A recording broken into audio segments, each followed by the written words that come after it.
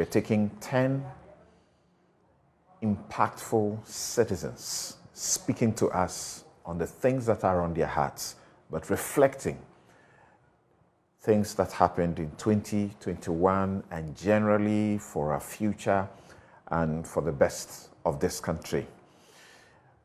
We're going to hear from Dr. Patrick Awuah, founder and president of Ashesi University. Of course, his field, he'll talk about education and fostering the innovation and entrepreneurial spirit needed to drive private sector growth in Ghana. He is the best example that we can have speak to us on that subject. This show is brought to you by Bank of Africa, strong as a group and close as a partner. MTN, everywhere you go. Ashesi University, educating ethical and entrepreneurial leaders for Africa. Robert & Sons Optical Services, seeing is believing. Waylead Properties, home is where one starts. DBS Industries, we truly are your roof experts. CBG, we stand with you. Fabrimental, your partner in steel. Duraplus, where Duraplus goes, water flows. And the Barstow School. Start here, go everywhere.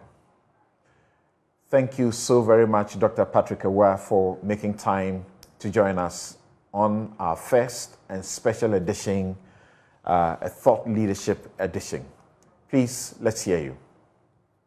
Good morning, and thank you so much for inviting me to this conversation. I've really loved hearing all the other speakers and the very thought-provoking statements that they've made. I would like to add to the conversation, and I hope that this is the beginning of an ongoing discussion that we have in the tertiary sector, but with society at large. I wanted to touch on two things. One is the role of universities in helping to deepen a culture of ethics in Ghanaian society. And the second is the role of universities in fostering innovation and entrepreneurship in order to drive private sector in Ghana.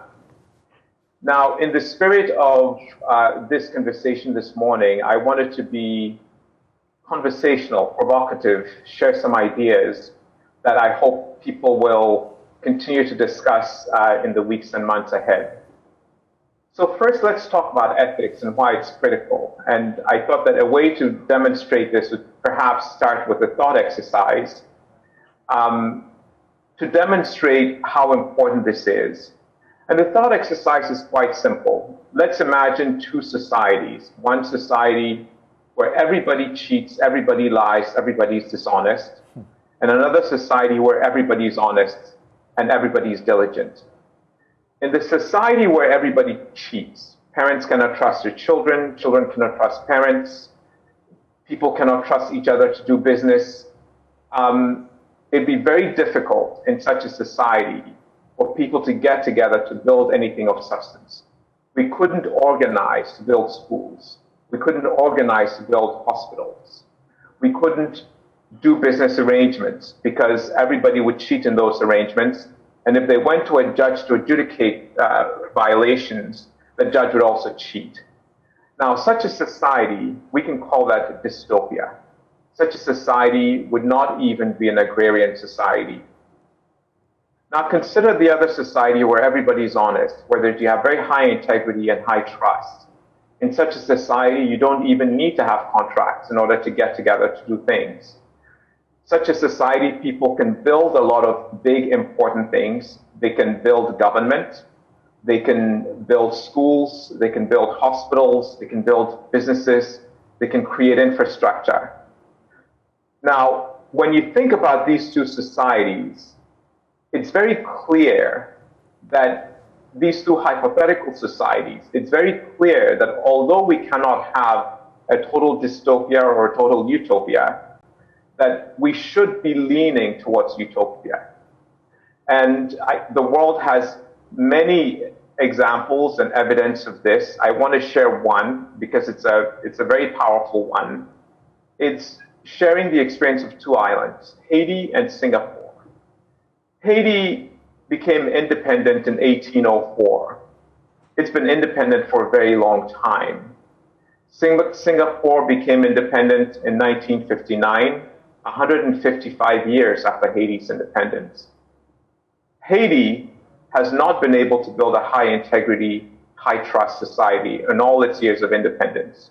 Corruption is rife, there's lots of government dysfunction, and today the per capita income in Haiti is $1,900 a year.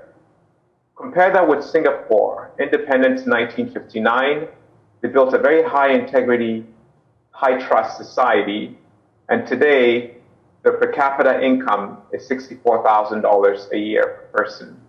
So I just thought, just to make it real, demonstrate just with these two examples, that you actually build a tremendous amount of economic value by building integrity and trust in a society. So the question is, how do we foster that in our universities?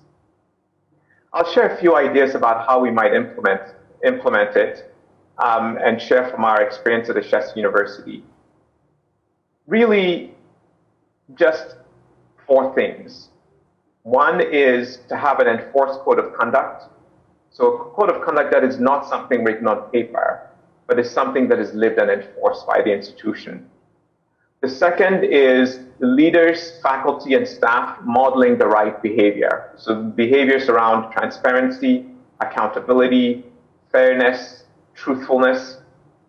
The third is curriculum reform that encourages students, compels students, in fact, to be engaged into intellectual questions around what constitutes a good society, what is integrity, and why is it important. And I use the word and intellectual engagement very deliberately. You cannot get students to imbue these values if you just preach at them, or you just tell them it is so. There must be an engagement where they're processing and understanding why this is important. And then the fourth is to embed the values into the culture of the organization. Now, 20 years ago, when we started Ashesi University, there were many people who said to me that it is impossible to establish a deep culture of integrity in an institution of higher learning. But actually, it is not as difficult as it appears to change culture at a university, especially the culture within a student body. And here's why. The student body of any university completely turns around every 4 years. The student body of a high school turns around every 3 years. It means that within a 4-year period, you can completely change the culture of an organization, of an educational organization at the higher ed level. And the way you do it is you engage very strongly with the entering class, the first-year students. Have to have a very deep immersion in the conversations and experiences that I described. And you should also bookend it by engaging with the final year students, especially those in student government. But if you do this consistently, then over a period of 4 years, you'll be amazed that you can have a completely different culture on a university campus. Some people have also said to me, but Patrick, it's easy for you to do it at Ashesi because it is a smaller organization. In a very large university, it is virtually impossible to do. And I would suggest to them that large universities have colleges, they have schools, they have departments. And so you can, again, engage in the same way at a departmental level or the level of a college, which is smaller, and achieve the result that you want within a 4-year period. I think it's a very interesting and exciting time today in Ghana in higher ed. There's a lot of changes happening. You see, the phenomenon that Professor Tichiwamenu mentioned about, what's happening with women in leadership at our universities. It's a very exciting time, and we could, if we wanted to, and if we were committed, engage in a way that really changes the game of higher education and builds the kinds of citizens and leaders that our society needs.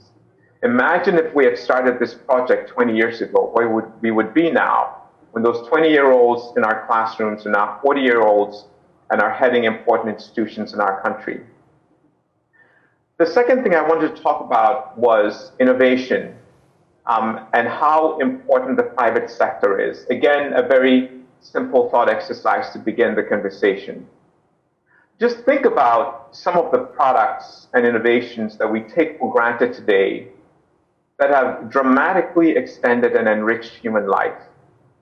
Things like antibiotics, which doubled human life expectancy just over the last 100 years alone, and other medicines. Think about the refrigerator, the automobile, mobile phones and the internet, agriculture. All of these things are provided by the efforts of individual inventors, entrepreneurs, farmers, the private sector. They're not provided by government. Now, these individuals and these organizations earn money from the value that they've added in society. They pay some of that money as taxes to the government and thereby fund the government. And then governments provide an enabling environment, and in some cases even fund the fundamental research and development that creates a virtuous cycle within the private sector and the public sector. We've also seen over the last 100 years that any society that suppresses its private sector quickly finds itself in very difficult economic conditions. In fact, we've experienced this in Ghana. We've had parts of our history in my lifetime. The private sector came under tremendous pressure from the government, and our per capita income dropped. People were hungry as farms collapsed, businesses collapsed. The societies that have the most innovation in the private sectors also have the lowest unemployment rates, they have the highest GDP, and they have the strongest governments. It is critically important that we enable the private sector, that we enable innovation in the private sector. So again, what role can universities play in achieving that? The first and most obvious one, of course, is that we educate people. And we need to educate them to have an entrepreneurial mind. And by that I mean, we need to educate people to have curiosity, to have creativity, the ability to search for multiple solutions to problems, and to explore different solutions to problems. In fact, one could argue that anybody who only sees one solution to a problem does not fully understand the problem. If you truly understand the problem, you will come up with multiple solutions that are viable. We need to educate people who have the courage to take risks, who have the courage to act, and to persist through difficulty. That is the business of universities. The second is research and development. Now, of course, we need strong research, we need strong development, and I would say that in the context of Ghana, it would be wise to lean towards the development part of that equation. Of the R&D equation, we should do more D than R. Why do I say this? Well, there's already a lot of fundamental research that has been done in the world over the years. And we can borrow from that fundamental research, apply it to our own circumstance, and really focus on development, and then get to fundamental research later on. So given our context, that would be, I think, a wise thing for us to do. The second thing around research is that I think that it would be wise for us to focus on a few key areas and put our entire weight behind those few areas. The question is, how do you select what areas to focus on? This is a very important question. And I would like to suggest a few criteria that we might consider in making that decision. One is go to industry and understand what their needs are. What are the most pressing needs today? What are the most pressing needs that they foresee for themselves in the next 10 years or 20 years? And let's, as universities, focus our attention around solving those problems for industry. The second is that we should consider the opportunities that come from the fourth industrial revolution. And by this, I mean that the world is going through a sea change. It's a dramatic shift in the technologies that are coming in the world. And when you have such a shift happening, it is an opportunity everybody to literally be starting from an even playing field. So looking at the technologies of the fourth industrial revolution, and focusing on those areas as things that we pay attention to. The third is to think about the challenges that come with climate change.